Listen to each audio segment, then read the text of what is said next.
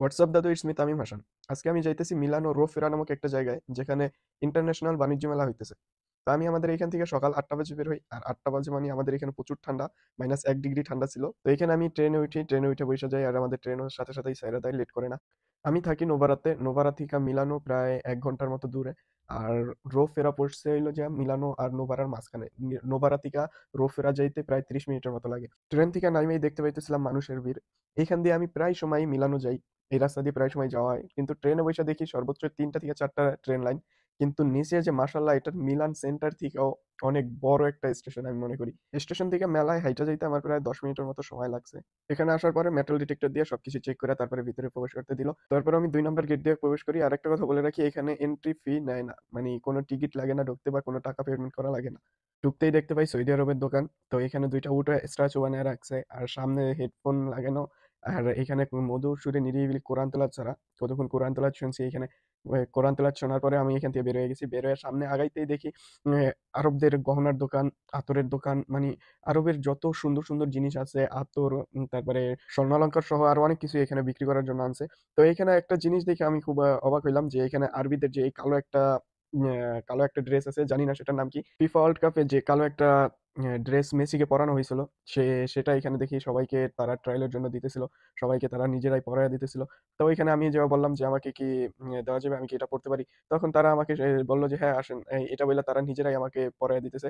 তো এখানে পরাইয়া দেওয়ার পরে আমাকে পুরো একেবারে আরবদের মতো লাগতেছিল। নিজের কাছে কেমন যেন লাগতেছিল, যে একেবারে আরো আরো আরো আরো একটা ফিল আসতেছিল। তো তখন আমি একবার বলছিলাম ইয়াল্লা হাবিবি কাম টু ইটালি। তো তখন সে একটা লোক আর আরবি আমাকে এসে বললো যে ইটালি না, বলে কাম টু সৌদি আরব। তো তাদের সাথে এখানে ভালোই কতক্ষণ সময় কাটাইলাম, তাদের সাথে কথাবার্তা বললাম, কথাবার্তা বললে আলহামদুলিল্লাহ তাদের ব্যবহার, তাদের কথাবার্তা, আচার আচরণ সবই আমার কাছে খুব ভালো লাগছে। তাদের সাথে এখানে কথা বলা শেষ করে আমি কিছুক্ষণ সামনে আগাইলাম। সামনে আগাইতে দেখতে পেলাম এখানে আরবদের চায়ের দোকান। তার থেকে একটু সামনে যেতেই দেখতে পেলাম আরবদের যে সাংস্কৃতিক একটা গান, সাংস্কৃতিক একটা অনুষ্ঠান সেটা হইতেছিল। গান চলাকালীন অবস্থায় আমি আমার গিম্বেলটা এখানে স্ট্যান্ড করে তারপরে তাদের পাশে যা দাঁড়াই, তাদের পাশে যা দাঁড়ানোর পরেই সে আমাকে ডাক দিয়ে তার পাশে নিয়ে বসায়।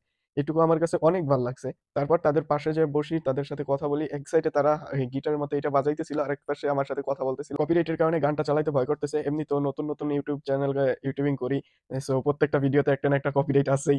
তারপরে দেখি এটা সাইডে ট্রাই করবো ইনশাল্লাহ।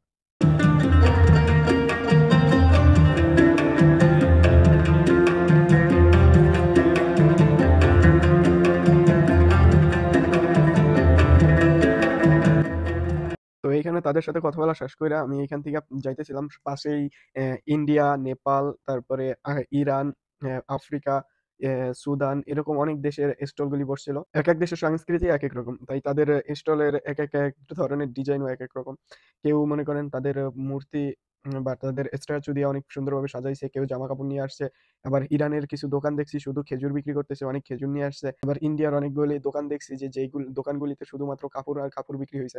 তারপরে এখান থেকে আমি চলে যাই হাউস নাম্বার 10-এ। তো হাউস নাম্বার 10-এ এখানে আবার সাংস্কৃতিক ডান্স হইতেছিল, তাদের ট্রেডিশনাল যে ডান্সটা সেটা হইতেছিল। এখানে আমি ডান্সটা ছাড়তে পারতেছি, কিন্তু এখানে তাদের যে গানটা সেটা ছাড়তে পারবো না। সেই গানটা ছাড়লেই বোধহয় কপিরাইট এসে পড়বে, দুঃখিত তার জন্য।